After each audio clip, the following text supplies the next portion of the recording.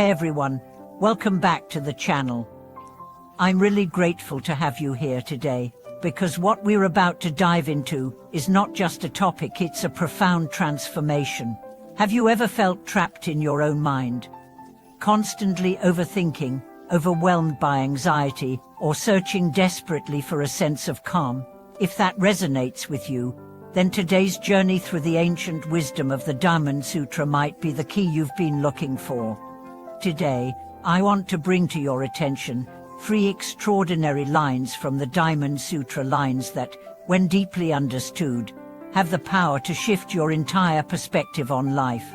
These 3 statements are more than just teachings, they are invitations. Invitations to release the weight of your attachments, see through the illusions of permanence, and open the door to a more peaceful and awakened way of being. So let's begin. These 3 phrases are: your appearances are illusory. Let the mind arise without dwelling anywhere. All conditioned phenomena are like dreams, illusions, bubbles, and shadows. At first glance, they may seem abstract, even poetic, but when we examine them closely, we discover an incredibly practical and transformative blueprint for navigating our daily lives. Let's walk through each of them, not as distant spiritual ideals, but as real-world guidance for anyone who seeks freedom from fear, clarity amid chaos, and peace within the storm. The first teaching, all appearances are illusory, tasks us to examine our understanding of the world around us. It challenges the assumption that what we see, hear, and think are concrete truths. Imagine you're looking at a cloud. It seems real, solid even from a distance. But try to grasp it, hold it in your hands, and it slips away. That's the nature of everything we experience: people, success, failure, emotions, identity. They're all shaped by causes and conditions, ever-changing, and never as fixed as they seem. When we cling to them as absolute, we suffer. We experience anxiety when our expectations are threatened, when people change, when plans fall apart. But what if we recognized their nature from the beginning? What if we knew they were like clouds, beautiful, meaningful, but ultimately fleeting? Let's take an everyday example. Say you're working toward a promotion at your job. You pour your energy, your ambition, your identity into achieving it, but then it slips away, it goes to someone else. That sting, that overwhelming disappointment, is rooted not just in the event itself, but in our belief that this goal defined our worth. If instead we saw the opportunity, the title, even our professional identity as impermanent forms, valuable, yes, but not ultimate, we'd feel less destabilized. We'd grieve, yes, but we'd also recover, because our foundation wouldn't be so dependent on illusions. The second phrase, let the mind arise without dwelling anywhere, points to an inner attitude of openness. Most of us live in a state of mental attachment. We dwell on worries, fixate on outcomes, rehash past wounds. Our minds cling to thoughts like vines on a trellis, always looking for something solid to wrap around. But what if the mind didn't need to cling? What if we allowed thoughts to come and go, without setting up camp in any of them? It's like watching leaves float down a stream. If we try to hold on to each one, we disrupt the flow. But if we observe them, acknowledge them, and let them drift, we remain at peace. This is mindfulness, not forcing the mind to be empty, but allowing it to move freely without entanglement. Imagine waking up to a flood of thoughts, deadlines, bills, arguments, and certainties. Instead of spiraling into anxiety, you simply notice, here is a thought about work, here's one about money, here's one about something that happened last week. You don't push them away, but you also don't clutch them. This detachment doesn't make you indifferent, it makes you clear. You can act decisively, compassionately, without being ruled by the storm. And that brings us to the third phrase.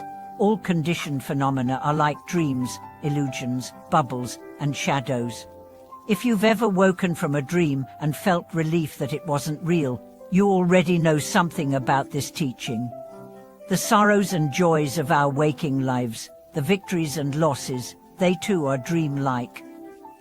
That doesn't mean they're meaningless, it means they're not ultimate. The Diamond Sutra doesn't ask us to reject the world, it asks us to see it clearly. To know that everything is interconnected, temporary, shaped by conditions beyond our control. This insight is liberating.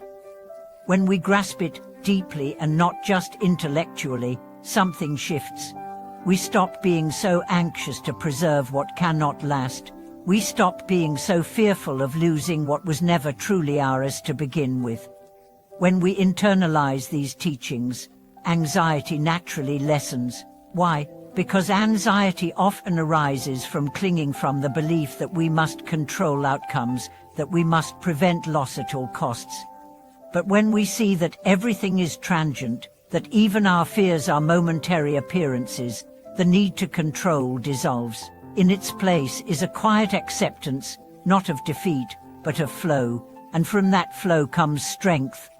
Imagine facing a difficult moment in your life, perhaps a breakup, the loss of a job, or a health scare.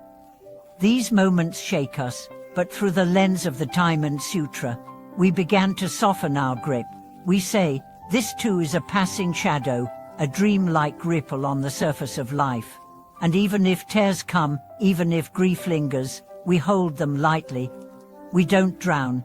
That's the gift of the Diamond Sutra, not that it erases all difficulty, but that it offers a raft to cross the waters of pain. It reminds us, you are not your fears, not your labels, not even your thoughts.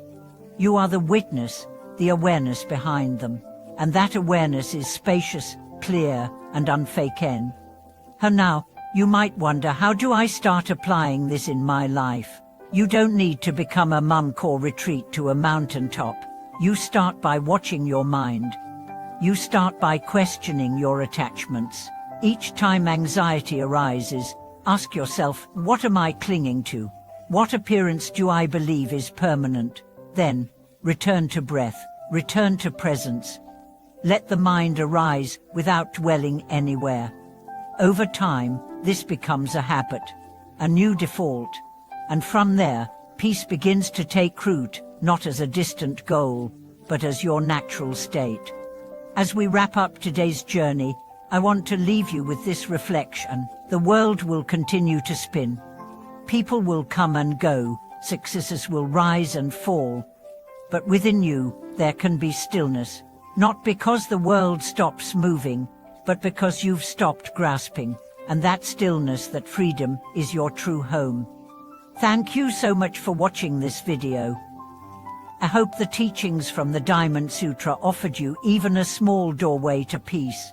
If you have your own insights or questions about Buddhist practice or how you navigate anxiety, I'd love to hear from you in the comments. And please, if you found value here, take a moment to like, subscribe, and share. Let's grow this space for reflection and healing together. Thanks again for being here. I'll see you in the next video.